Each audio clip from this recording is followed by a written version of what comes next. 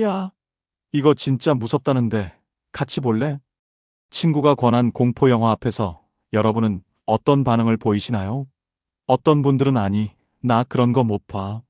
밤에 잠 못 자라고 손사래를 칩니다. 반면 어떤 분들은 좋지, 재밌겠다라며 팝콘을 들고 편하게 앉습니다. 같은 영화, 같은 장면인데 누군가는 눈을 가리고 누군가는 웃으면서 봅니다. 누군가는 그날 밤 악몽에 시달리고 누군가는 바로 잠들어 버립니다. 나는 왜 이렇게 겁이 많을까? 저 사람은 어떻게 저렇게 태어날 수 있지? 이런 생각 해보신 적 있으시죠? 단순히 성격 차이일까요? 용기의 문제일까요? 아니면 어릴 때 경험의 차이일까요? 사실 여러분이 공포 영화 앞에서 보이는 반응은 여러분의 용기나 나약함과는 전혀 관계가 없습니다. 그건 여러분의 뇌가 작동하는 방식의 차이일 뿐입니다. 왜 나는 공포 앞에서 무력할까? 오늘 말씀드릴 내용은 아마 여러분을 놀라게 할 겁니다. 공포 영화를 태연하게 보는 사람들, 그들이 용감해서가 아닙니다. 무감각해서도 아닙니다. 오히려 그들의 뇌는 평범한 사람들과 다른 방식으로 작동하고 있습니다. 공포를 덜 느껴서 평온한 게 아니라 공포를 다르게 처리해서 평온한 겁니다. 이 차이를 이해하면 여러분도 공포라는 감정과 완전히 새로운 관계를 맺을 수 있습니다. 무서움을 억지로 참는 게 아니라 뇌의 작동 방식 자체를 바꿀 수 있다는 뜻입니다. 그럼 지금부터 공포 영화 앞에서 평온한 사람들의 뇌 속으로 들어가 보겠습니다. 공포의 사령탑, 편도체. 그들의 뇌에서는 정확히 무슨 일이 벌어지고 있을까요? 먼저 공포라는 감정이 뇌에서 어떻게 만들어지는지 알아야 합니다. 여러분의 뇌 깊숙한 곳, 양쪽 귀 사이쯤에 편도체라는 아몬드 모양의 작은 구조물이 있습니다. 이게 바로 공포의 사령탑입니다. 화면에 귀신이 나타나는 순간 여러분의 편도체는 0.02초 만에 반응합니다. 생각보다 훨씬 빠르죠? 여기서 중요한 건 편도체는 진짜 위험과 가짜 위험을 구분하지 못한다는 겁니다. 스크린 속 귀신이든 실제 호랑이든 편도체는 일단 경보를 울립니다. 이건 마치 화재 경보기가 진짜 불이든 탄 토스트 연기든 일단 울리는 것과 같습니다. 편도체가 경보를 울리면 무슨 일이 벌어질까요? 여러분의 심장이 빨리 뛰기 시작합니다. 손에 땀이 납니다. 근육이 긴장됩니다. 호흡이 얕아집니다. 이건 싸우거나 도망가라 반응입니다. 왜 이런 시스템이 생겨난 걸까요? 진화적 관점에서 보면 명확합니다. 우리 조상들이 초원에서 살 때 풀숲이 바스락거리는 소리를 듣고 이게 진짜 사자일까? 아니면 바람일까? 하고 고민하던 사람들은 살아남지 못했습니다. 일단 도망가고 보자는 사람들이 살아남았죠. 그래서 우리 뇌는 과잉 반응하도록 설계되었습니다. 실제 위험의 10%만 감지해도 100% 경보를 울리는 겁니다. 현대 사회에서는 과민한 화재 경보기 같은 시스템이지만 생존에는 유리했던 거죠. 실제로 뇌 영상 연구들을 보면 공포 영화를 볼 때 대부분의 사람들은 편도체 활성도가 급격히 증가합니다. 그런데 흥미로운 건 같은 영화를 보면서도 전혀 무서워하지 않는 사람들도 편도체가 활성화된다는 겁니다. 차이는 다음 단계에서 나타납니다. 잘못된 대처의 역설. 많은 분들이 이렇게 생각하십니다. 공포 영화를 잘 보는 사람들은 원래 겁이 없는 거야. 타고난 거지 뭐. 아닙니다. 완전히 틀렸습니다. 또 어떤 분들은 이렇게 생각합니다. 공포 영화를 많이 보면 둔감해져서 안 무서워지는 거 아닐까? 이것도 반은 맞고 반은 틀렸습니다.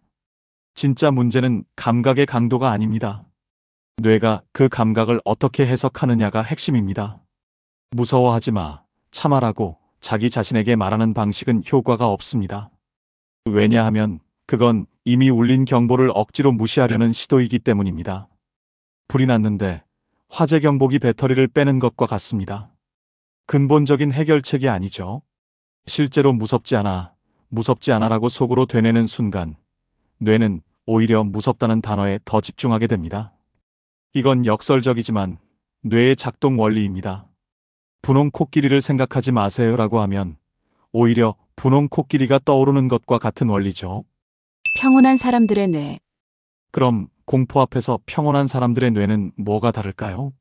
미국의 한 연구팀이 밝혀낸 핵심이 있습니다. 바로 인지적 재평가라는 메커니즘입니다. 그들의 연구에 따르면 공포 자극을 잘 견디는 사람들은 편도체의 활성화 자체는 일반인과 비슷했습니다. 하지만 결정적인 차이가 있었습니다. 그들의 전전두엽 피질, 특히 배외측 전전두엽이 훨씬 더 활발하게 작동했던 겁니다.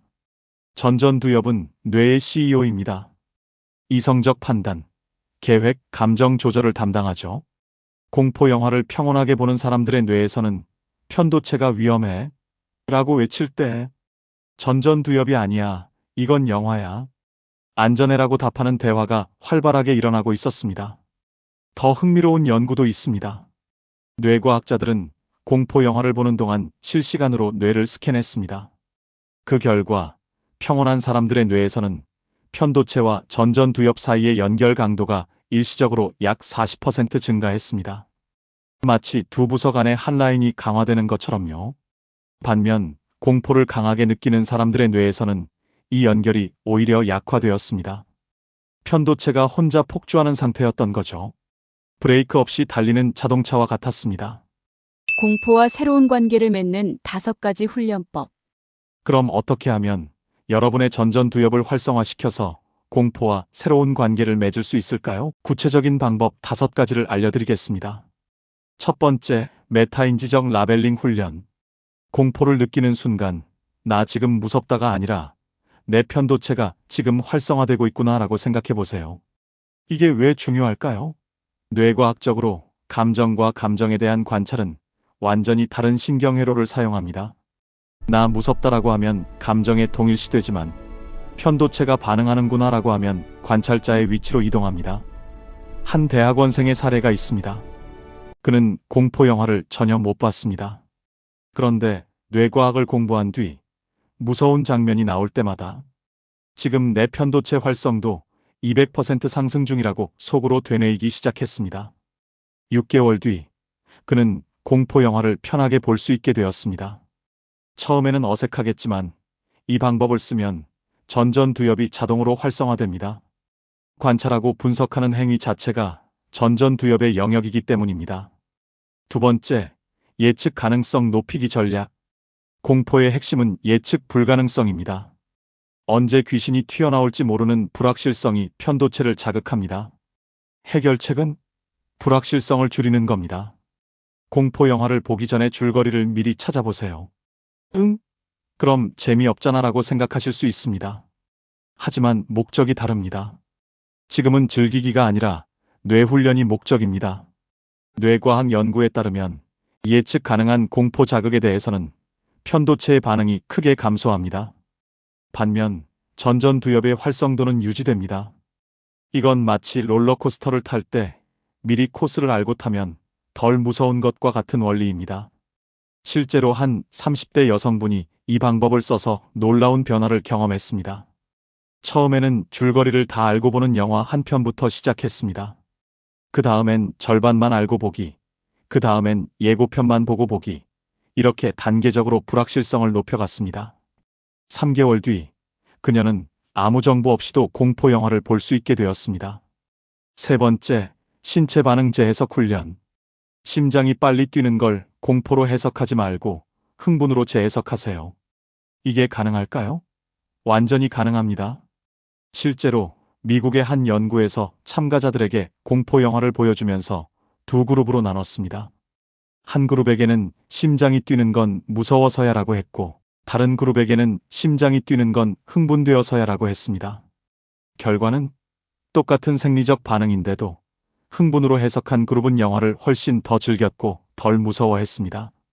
같은 증상, 다른 해석이 완전히 다른 경험을 만든 겁니다. 실천 방법은 이렇습니다. 무서운 장면에서 가슴이 두근거리면 속으로 이렇게 말하세요. 내 몸이 지금 에너지를 만들어내고 있어. 이건 살아있다는 증거야. 흥분되는데? 처음엔 거짓말 같겠지만 뇌는 여러분이 하는 해석을 따라갑니다. 똑같은 아드레날린 분비를 위협이 아닌 활력으로 받아들이는 순간 경험 전체가 바뀝니다. 네 번째, 안전 기준점 만들기. 공포를 느낄 때 동시에 안전을 상기시키는 물리적 행동을 하세요. 예를 들어 무서운 장면이 나올 때 팔걸이를 만지거나 따뜻한 차를 한 모금 마시거나 옆 사람의 손을 잡는 겁니다. 이런 물리적 감각은 현실을 뇌에 알려줍니다. 왜냐하면 편도체가 경보를 울릴 때 뇌는 일시적으로 지금, 여기를 잊어버립니다. 스크린 속 세계와 현실의 경계가 흐려지는 거죠. 물리적 감각은 이 경계를 다시 명확하게 만들어줍니다. 뇌과학자들의 연구를 보면 촉각 자극은 전전두엽의 현실 감각 영역을 활성화시킵니다. 동시에 편도체에 지금은 안전해라는 신호를 보냅니다. 이건 마치 악몽에서 깨어나기 위해 자기 볼을 꼬집는 것과 비슷합니다. 한 40대 남성분은 무서운 영화 볼 때마다 주머니에 있는 작은 돌멩이를 만지는 습관을 들였습니다. 그 매끄러운 촉감이 나는 안전해. 이건 영화야라는 신호가 되었죠. 6주 후, 그는 돌멩이 없이도 영화를 볼 수 있게 되었습니다. 뇌가 새로운 회로를 만든 겁니다. 5번째, 점진적 노출과 회복 사이클. 마지막으로 한 번에 2시간짜리 공포 영화를 다 보려고 하지 마세요. 10분 보고 멈추고 호흡 정리하고 다시 10분 보는 방식으로 시작하세요. 이게 왜 중요할까요? 뇌는 성공 경험을 통해 학습합니다. 10분 봤는데 괜찮았어라는 경험이 쌓이면 뇌는 공포 영화는 견딜 수 있는 것이라는 새로운 연결을 만듭니다. 반대로 2시간 내내 고통받으면서 억지로 보면 뇌는 공포 영화는 끔찍한 경험이라고 더 강하게 학습합니다. 이건 역효과입니다. 미국의 한 불안장애 치료 프로그램에서는 이 점진적 노출 방식을 씁니다. 처음엔 공포 영화 스틸컷 한 장을 1분간 보는 것부터 시작합니다.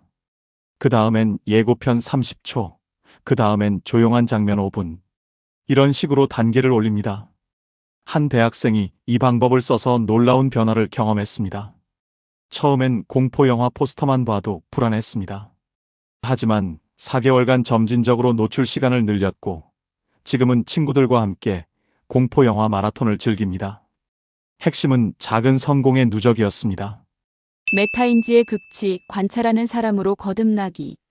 여기까지가 소화제 레벨의 방법들입니다. 증상에 대처하는 기술이죠. 하지만 진짜 변화는 체질 개선 레벨에서 일어납니다. 공포 영화 앞에서 평온한 사람들의 진짜 비밀은 뭘까요? 그들은 공포를 제거하려고 하지 않습니다. 공포를 활용합니다. 이게 무슨 뜻일까요? 그들의 뇌에서는 공포라는 감각이 위협 신호가 아니라 정보로 처리됩니다. 내 뇌가 지금 흥미로운 반응을 하고 있구나. 관찰해보자. 이런 태도입니다. 뇌과학적으로 보면 이건 메타인지의 극치입니다. 자기 뇌를 관찰하는 뇌의 능력이죠.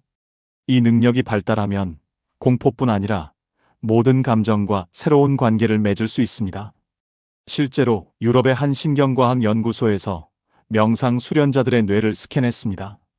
놀랍게도 그들은 공포 자극에 대해 편도체가 활성화되지만 동시에 전전두엽과 뇌섬엽이라는 부위도 함께 활성화되었습니다. 뇌섬엽은 자기 관찰 능력과 관련된 영역입니다. 다시 말해, 그들은 공포를 느끼면서 동시에 내가 공포를 느끼고 있구나를 관찰하고 있었던 겁니다. 영화를 보면서 동시에 자기 자신을 보는 이중 시선이죠. 이 레벨에 도달하면 공포 영화는 더 이상 견디는 것이 아닙니다. 뇌를 관찰하는 실험실이 됩니다. 이번 장면에서 내 편도체는 어떻게 반응할까? 오, 심박수가 올라가네. 흥미롭다. 이런 호기심이 생깁니다. 그리고 이 호기심이야말로 공포를 중화시키는 가장 강력한 무기입니다. 호기심을 느끼는 순간 뇌의 보상 회로가 활성화되면서 편도체의 경보가 상대적으로 약해지기 때문이에요. 변화하는 뇌. 여기까지 들으시면서 어떤 생각이 드시나요? 나는 왜 이렇게 겁이 많을까 하고 자책했던 순간들이 있으셨을 겁니다. 친구들은 웃으면서 보는데 혼자만 눈을 가리고 있는 자신이 한심하게 느껴졌을 수도 있습니다. 하지만 이제 아시겠죠? 그건 여러분의 잘못이 아니었습니다. 여러분의 뇌가 틀렸던 게 아니라 단지 다르게 작동하고 있었을 뿐입니다. 더 중요한 건 이 차이가 고정된 게 아니라는 사실입니다. 뇌는 평생 변합니다. 신경가 소성이라고 하죠. 70세, 80세에도 새로운 신경 연결이 만들어집니다. 여러분이 오늘부터 작은 실천 하나씩 시작한다면 3개월 후, 6개월 후 여러분의 뇌는 지금과 완전히 다른 모습일 겁니다. 편도체와 전전두엽 사이에 새로운 고속도로가 만들어져 있을 겁니다. 그때 여러분은 공포 영화 앞에 앉아서 이렇게 말할 수 있을 겁니다.